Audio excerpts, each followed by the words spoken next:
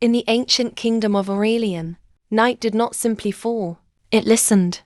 Stone walls stood tall beneath starlight, guarding sleeping homes and whispered prayers. Candles flickered in quiet chapels, their flames dancing as if aware of something unseen, something watching from beyond the reach of faith and fire. The people slept peacefully, believing themselves safe. They did not know the night had been watching them for centuries. Beyond the final village road, where lanterns dimmed and courage faltered, the land sank into shadow. The air grew colder. Trees twisted skyward like silent witnesses, their roots tangled with secrets too old to name. There lay the Black Veil, a place spoken of only in hushed tones. A place mothers warned their children never to wander. A place priests dared not bless. The wind whispered names long forgotten by history, and the moon hid behind veils of cloud, as though even the heavens feared what lingered below. That was where Lord Alaric Nocturne walked. He moved through the darkness as if born from it, silent, eternal, untouched by time. He cast no reflection in still waters. His shadow never lingered too long. He did not age. He did not tire. And he never forgot. Once, long before legend claimed his name, he had been a knight, a man of flesh and faith, sworn to protect the crown and kingdom. But vows were broken. Blood was spilled, and betrayal carved its mark into his soul. Now, he was known only in whispers, the crimson shadow, cursed with immortality, bound to hunger, and condemned to walk the long night alone. For 300 years, the darkness had been his companion. Until this night, on the far edge of the kingdom, the castle gates creaked open, and Princess Elawan of Aurelian ran. Her silk skirts tore against thorns as she fled into the night, breath burning in her chest, heart pounding with fear and defiance. She was running from her future, from a crown heavy with duty, and a marriage promised to Prince Draven Nightfall, whose smile never reached his eyes. Behind her lay safety wrapped in gold and stone. Ahead of her, the unknown. Moonlight caught her hair like spun gold as she stumbled beyond the final path, her strength fading with every step. The veil swallowed her whole. And then, she collapsed. Alaric felt it before he saw her. A sudden pull, sharp and unfamiliar, stirred in his dead heart. A presence that should not exist, yet burned brighter than any hunger. He emerged from the shadows as softly as mist, crimson eyes glowing beneath his hood. A human, royal blood, warm and alive. The scent of her called to the monster within him. His fangs ached. His instincts screamed. This was what he was made for. And yet, he did not feed. For the first time in 3 centuries, the vampire hesitated. As he knelt beside her, her lashes fluttered open, and her gaze met his, fear giving way to wonder. "Are you," she whispered, her voice trembling like fragile glass, "an angel?" Alaric recoiled, not in fear, but in something far more dangerous. "Hope, I am no such thing," he replied quietly, his voice smooth and steady, like velvet drawn over steel. "And you should not be here." She should have screamed. She should have fled into the night. Instead, Princess Elawan reached for his hand.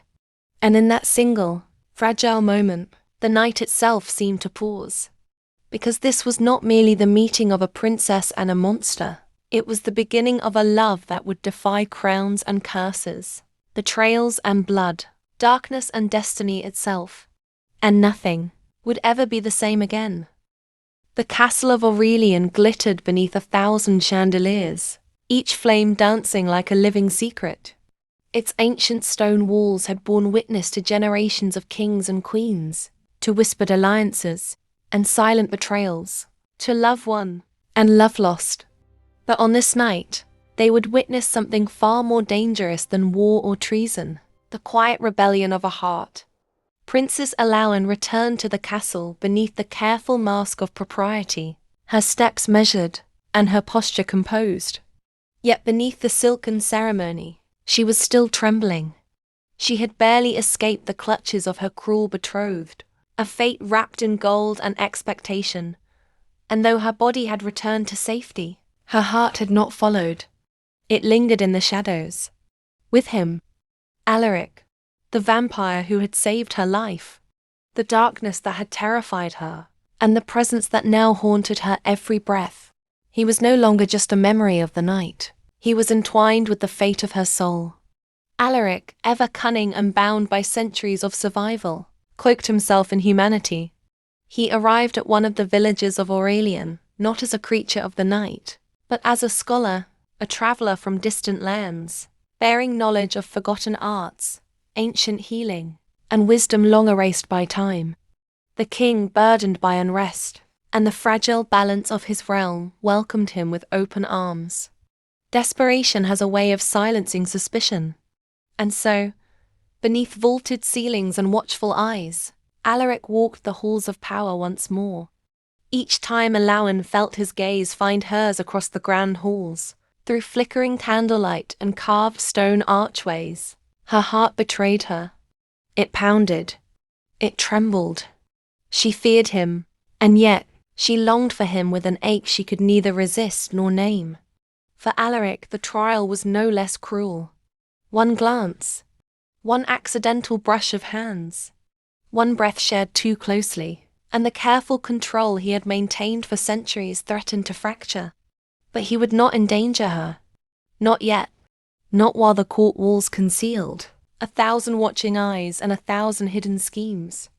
Betrayal crept through the castle like a serpent, silent and patient. Lady Mirabelle, Alaun's childhood friend, had always lived in the shadow of the princess's beauty and favor. Envy, long buried beneath polite smiles, finally found its voice.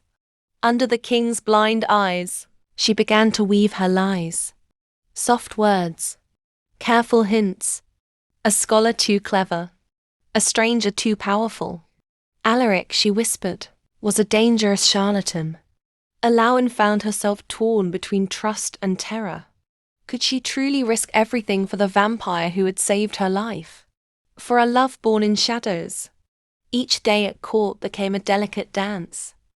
Alaric advised the king on matters of the realm, choosing every word with precision, avoiding suspicion with practiced restraint.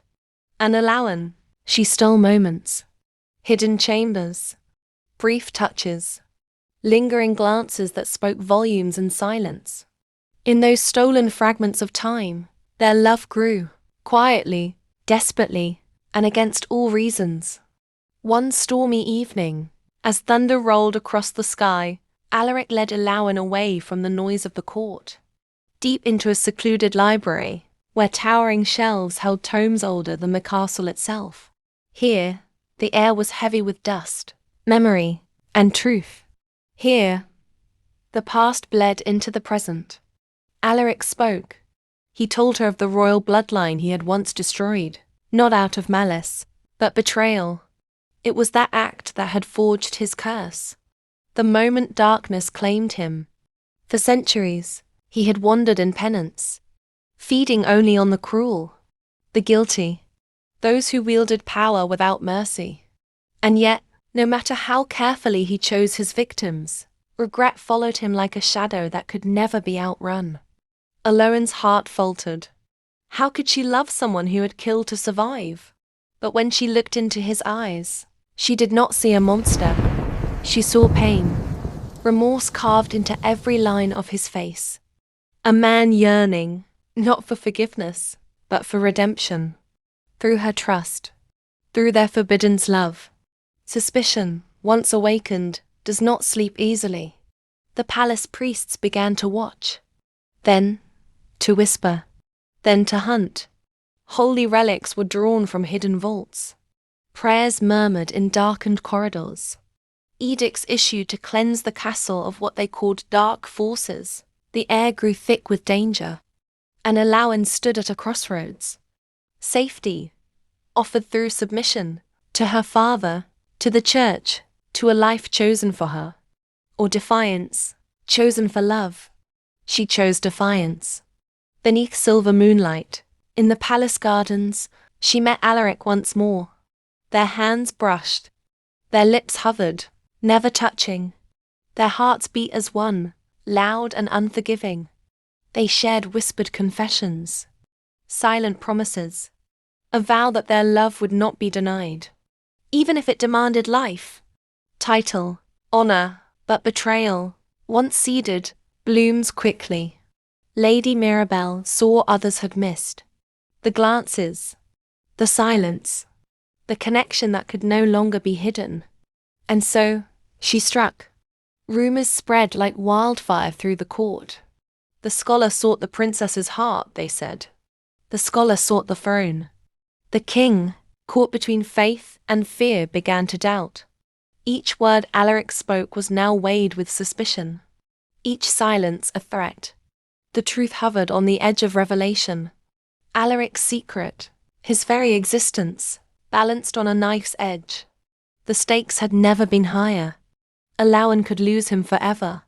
The kingdom could fracture beneath fear and faith. And the shadows of the past, long restrained, threatened to rise and drown them both. And still, the heart rebelled. The kingdom of Aurelian was no longer a place of peace. Once, its towers gleamed with certainty and order. Now, they stood beneath a sky heavy with suspicion. Whispers moved faster than truth. Shadows lingered longer than light.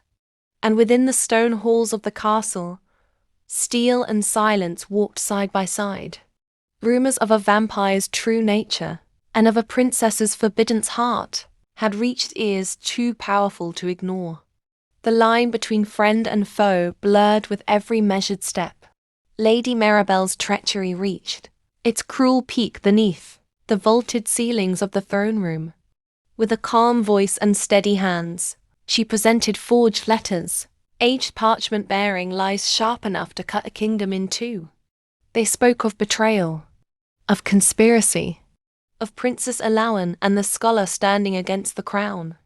The king listened in silence, a father torn between love and duty, a ruler bound by fear and faith. And though his heart resisted, his command did not. Alaric was taken, bound beneath the highest tower, chained in blessed silver etched with sacred runes, a vampire imprisoned at the very heart of mortal power. Yet even there, he stood tall. The chains burned, the runes pulsed, but his spirit did not break. For Alaun, the truth shattered something far more fragile. Her trust, her childhood faith, her belief that loyalty would protect the innocent. The man who had saved her life now suffered for a lie, and the castle offered her no comfort. Night after night, Alaun pleaded. She begged her father. She whispered prayers into cold stone walls. She searched the heavens for mercy, but no mortal hand could undo the chains that held the vampire lord. When she stood before his cell, despair heavy in her breath, Alaric only smiled. Calm, composed, unbroken. I will endure this, princess, he said softly, because love must be tested before it is proven.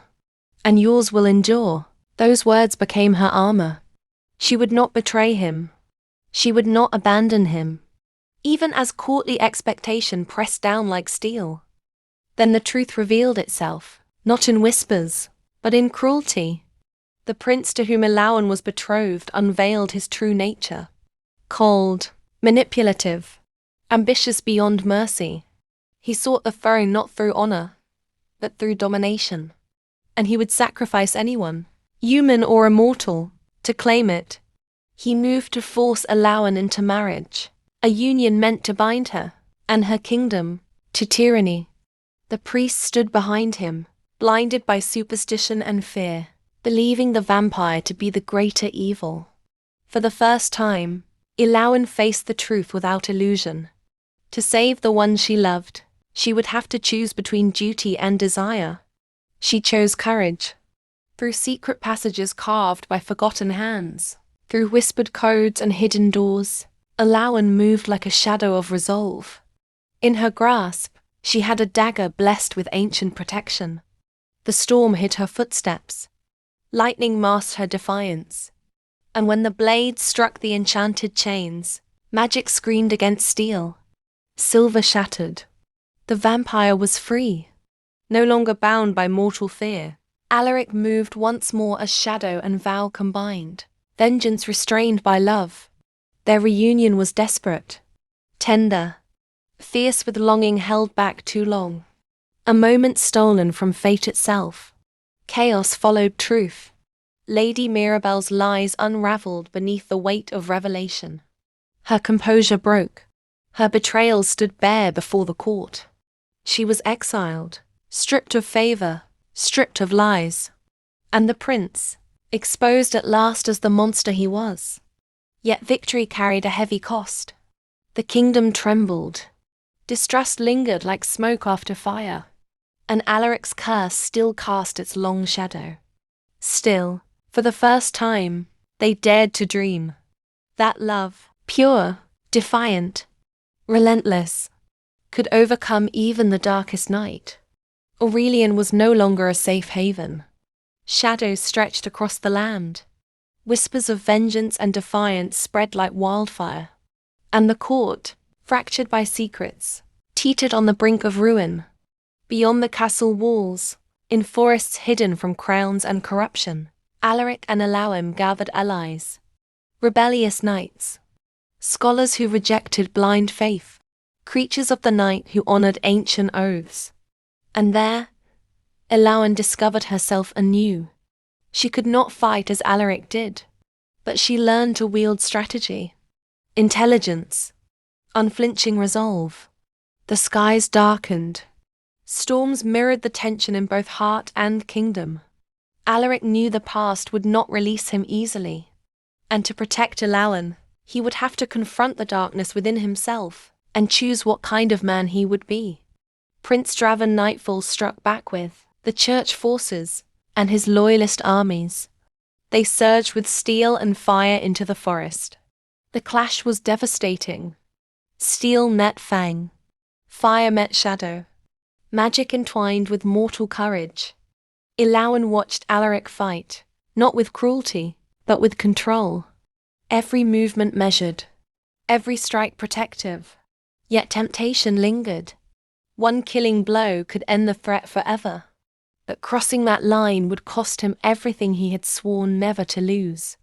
Cornered and desperate, the prince unleashed an ancient relic of holy power. Light tore through the forest.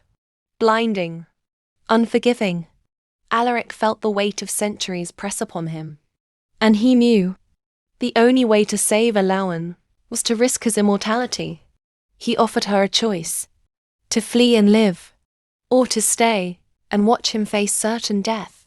Elauim's hands trembled as she pressed her forehead to his chest. "I choose you," she whispered. "Always you."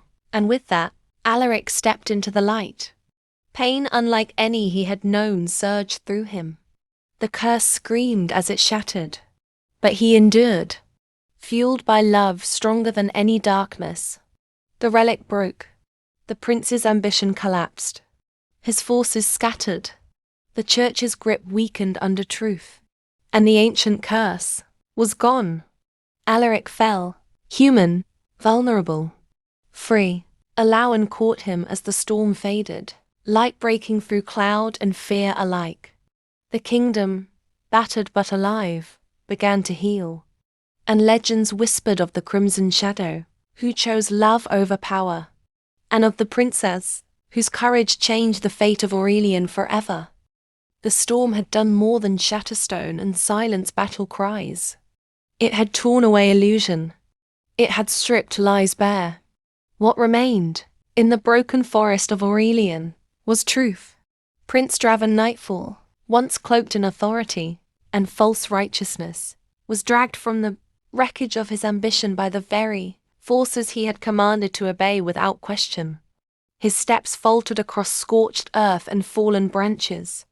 The holy relic he had wielded lay broken at his feet, its sacred glow extinguished, its promise reduced to cold ash and splintered metal. No light answered him now. The priests who once followed his voice stood silent, their prayers caught in their throats. Faith, once twisted by fear and power, trembled in the presence of truth. They saw him clearly at last, not a chosen savior, but a man driven by cruelty, hunger for control, and pride too sharp to yield. And so, before the gathered court of Aurelian, Prince Draven stood unmasked, gone were the veils of ceremony, gone were the whispers that protected him. The great hall echoed instead with testimony. Knights stepped forward, voices steady as they spoke of betrayal witnessed in shadow. Scholars revealed forged words and hidden schemes, lies crafted to poison a kingdom. Even priests, humbled and shaken, confessed that fear, not faith, had guided their allegiance. The king listened. He did not interrupt. He did not turn away. Each word weighed heavily upon him, carving judgment not from rage, but from truth long denied. Beside the throne stood Princess Elawan, no longer the frightened girl who had once been cornered by obligation and control. Her gaze was calm, unflinching. She did not look at Draven with hatred, but with clarity. He did not beg. Pride still clung to him like a shadow that refused to fade. His silence was not dignity, it was defiance without power. And for the first time, that pride had nowhere left to hide. The judgment came swiftly, and it was final. Draven Nightfall was stripped of title, stripped of bloodright, stripped of name. His claim to the throne was erased from the annals of Aurelian, as if it had never existed. No crown would ever rest upon his brow. No banner would ever carry his sigil. His wealth was seized, his loyalists scattered to the winds, his influence broken beyond repair. Power, once hoarded so desperately, left him empty-handed. Yet, in that hall, mercy spoke. Princess Elawan stepped forward, guided not by vengeance, but by the same compassion that had saved her kingdom from darkness. She refused execution. Death, she knew, would be an escape. Instead, judgment chose memory. Draven was exiled beyond the Black Veil. He was cast into lands untouched by crown or comfort, condemned to live as a forgotten man, watched by the very creatures he had once sought to destroy. Powerless, mortal, alone, a fate far cruel to a man who had craved dominion above all else. As he vanished into the wilderness, the gates of history closed behind him. Aurelian would not remember him as a fallen hero, not as a tragic prince, but as a warning, a reminder etched into stone and song, that ambition without mercy devours itself, that fear cannot masquerade as faith forever, and that truth, no matter how long buried, will always rise, like the calm after a storm. At last, the night released its hold. For the first time in centuries, Alaric stood beneath the open sky not as a cursed immortal, but as a man, fragile, breathing, alive. Every heartbeat echoed within his chest like a miracle. Every breath felt precious, fleeting, and profoundly beautiful. What he had once taken for granted as eternity, he now cherished as a gift. Beside him stood Elawan. She watched him quietly, tears glistening in the soft morning sun, her heart full in a way words could scarcely contain. They had walked through shadows together, through fear, loss, and sacrifice, and yet here they were, standing at the edge of a new beginning. "We've survived the darkness," she whispered, her voice trembling with hope. "And now, we can live." Alaric leaned closer, pressing his lips to hers in a gentle, reverent kiss. Warmth spread through him, real warmth, human warmth, something he had never truly known before. For the first time in his long existence, time no longer frightened him. He welcomed it, because every passing moment would be spent with her. A kingdom reborn, the kingdom of Aurelian, once fractured by fear and deception, began to heal. The throne was restored to wisdom and justice, guided by Elawan's steady heart and unyielding compassion. She ruled not through superstition or cruelty, but through courage and understanding, refusing to let old fears dictate the future of her people. And among those people, Alaric's name was no longer spoken in whispers of terror. Stories spread instead, of restraint, of sacrifice, of a being who had chosen love over power. He became a symbol not of darkness, but of redemption, a living reminder that even the most cursed soul could find the light. Together, Alain and Alaric rebuilt what had been broken, forging fragile but meaningful bonds between humans and the creatures of the night, who had stood beside them when it mattered most. Aurelian did not forget the past, but it no longer lived in fear of it. Whispers of eternity. Though Alaric's immortality had faded, their love did not. Bards sang of a princess who loved a vampire, of a vampire who surrendered eternity for a single human life, of courage that overcame betrayal, fear, and war. Alain and Alaric wandered far from the court, choosing a quieter life beyond the reach of judgment and misunderstanding. They lived simply, loving deeply, unseen by many, but never forgotten.